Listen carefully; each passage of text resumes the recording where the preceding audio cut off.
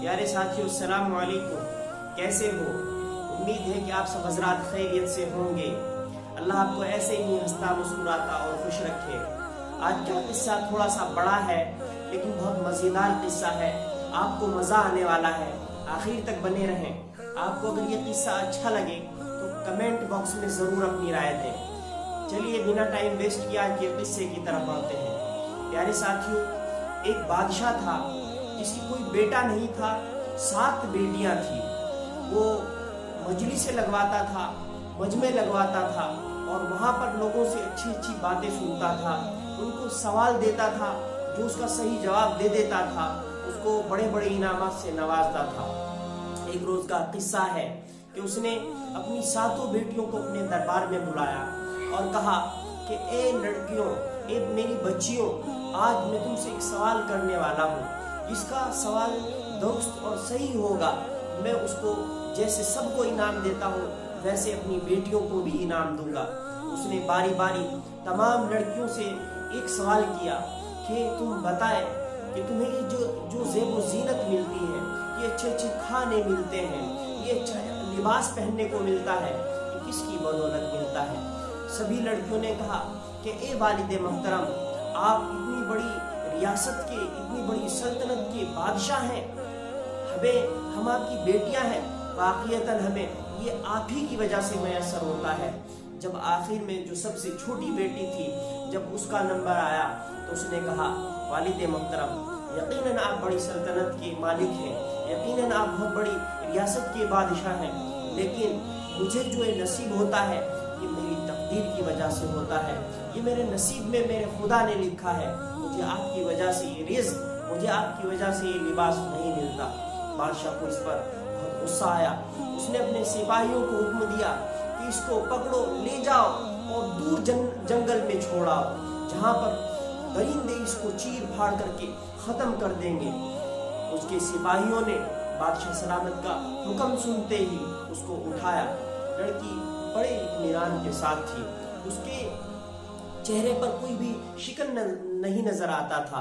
वो उनके साथ चली, जाकर के सिपाही उसको एक घने जंगल में छोड़ आए।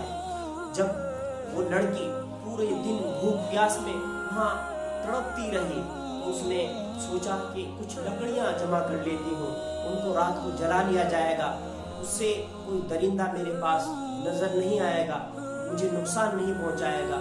जब वो लकड़ियाँ इकट्ठी कर रही थी, लकड़ियाँ चुन रही थी, तो उसने देखा कि एक बहुत मैली कुचैली सी, एक बहुत फटी पुरानी सी झोपड़ी नजर आई। उसके करीब वो जब गई तो उसने वहां देखा कि अंदर से खांसने की आवाज आ रही है। वो इजाजत तलब करने के बाद अंदर दाखिल हुई तो उसने देखा कि वहां पर एक बूढ़ा अपने बिस्तर पर लेटा हुआ है। उसने कहा कि बेटी, तुम मुझे पानी पिला सकती हो? उसने मशकीज़े में रखा हुआ पानी उसके सामने पेश किया। बूढ़े ने पानी पीने के बाद कहा कि ए बेटी, इतने घने जंगल में तुम यहाँ अकेली क्या कर रही हो? उसने पूरा जो माजरा था वो उस बूढ़े मर्द को बताया। उस बूढ़े ने कहा कि बेटी ठीक है, तुम मेरे पास अपनी यहाँ जिंदगी गुजार सकती हो, लेकिन मैं काम पर चला जाता हूँ। 1 हफ्ते के बाद, 7 दिनों के बाद शहर से वापस लौटता हूँ और यहाँ अपनी जिंदगी गुजर करता हूँ। उस लड़की ने कहा कि ठीक है। वो सुबह होते ही चला गया। तो लड़की ने जो वहाँ पर बकरी थी, उस बकरी का दूध दोहा, आधा खुद पिया और आधा एक बर्तन में लेकर के झोपड़ी के बाहर रख दिया ताकि कोई भूखा जानवर आए तो उसको पी करके अपनी भूख मिटा ले। लड़की ने जब सुबह हुई देखा कि वहां पर दूध उस बर्तन के अंदर नहीं है और उसके बराबर में एक बहुत ही कीमती लाल रखा हुआ है, एक मोती उसके पास रखा हुआ है। उस मोती को उस लड़की ने उठा लिया। 7 दिनों तक, जब तक वो ज़रीफ शख्स न आया, तब तक वो लड़की इसी तरीके से आधा दूध खुद पीती, आधा बाहर रख देती। उसने सुना था कि एक सांप ऐसा होता है जिसके पास एक बहुत कीमती पत्थर, कीमती लाल होता है। जब वो बहुत खुश होता है तो उसको खुशी की जगह पर छोड़ दिया करता है। हो सकता था कि वही सांप वहां पर उस लाल को छोड़ करके जाता हो। जब वो बूढ़ा आया, वो ज़रीफ शख्स आया, उस लड़की ने कहा तुम वापस शहर चले जाओ और वहां से मजदूर लाओ, हम यहाँ पर एक महल बनाएंगे। मेरे पास इस तरीके से बेशकीमती ये लाल, ये पत्थर, ये अनमोल मोती मेरे हाथ लगे हैं। वो बूढ़ा बहुत खुश हुआ, शहर गया, वहां से मजदूरों को इकट्ठा किया, लाया और एक आलीशान महल बनवा दिया। और वो जो लड़की थी उसका दिल बहुत नरम था, वो अल्लाह पर भरोसा रखती थी, मानो दौलत के चक्कर में पड़ने वाली लड़की नहीं थी। इसी वजह से उसने अपने वालिद को ऐसा जवाब दिया था। प्यारे साथियों, जब वहां पर सब लोग आते, अपनी ज़रूरतें उसके सामने रखते तो उनकी ज़रूरतें पूरी किया करती थी। बहुत नरम दिल होने की वजह से पूरे मुल्क में, पूरी दुनिया में उसका चर्चा हो गया कि फला जगह की जो फला महल की जो शहजादी है वो बहुत नेक नरम दिल है, ज़रूरतमंदों की ज़रूरत को पूरा करती है, जो अपना सवाल उसके सामने लेकर के जाता है उसके सवाल को वो पूरा करती है।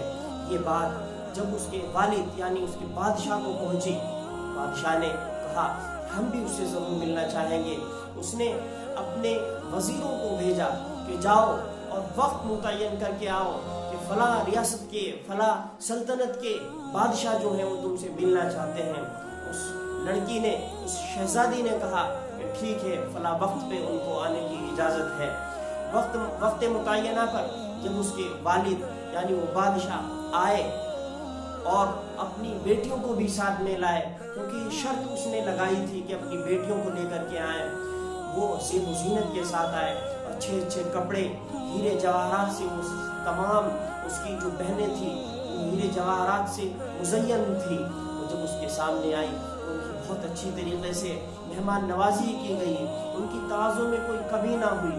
इसी तरीके से काफ़ी दिनों तक ये मामला चलता रहा और बादशाह ने कहा कि हम इस लड़की को, इस शहजादी को जो यहाँ की, जिसके बारे में हमने नेक दिल होने का, नरम दिल होने का वाकया सुना था, इसका हम चेहरा देखना चाहते हैं।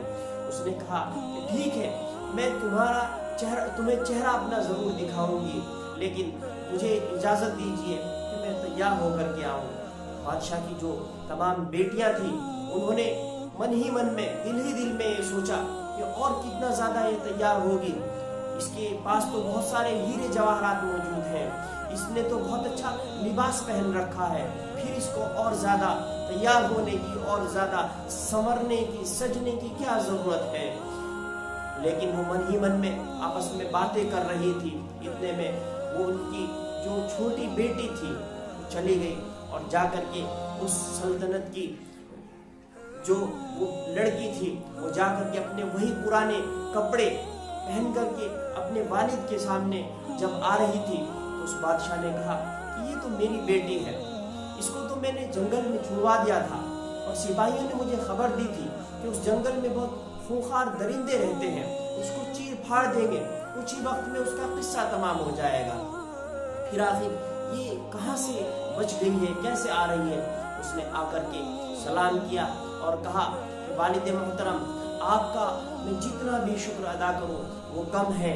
अगर आप उस दिन मुझसे वो सवाल ना करते और मुझे अपने दिल के अंदर जो बातें थी वो निकालने की इजाज़त ना मिलती, यानी मैं तुम्हें ये ना बताती कि मेरा भरोसा जो है वो अल्लाह पर है और हमें जो कुछ मिलता है वो सिर्फ देने वाली ज़ात अल्लाह की है।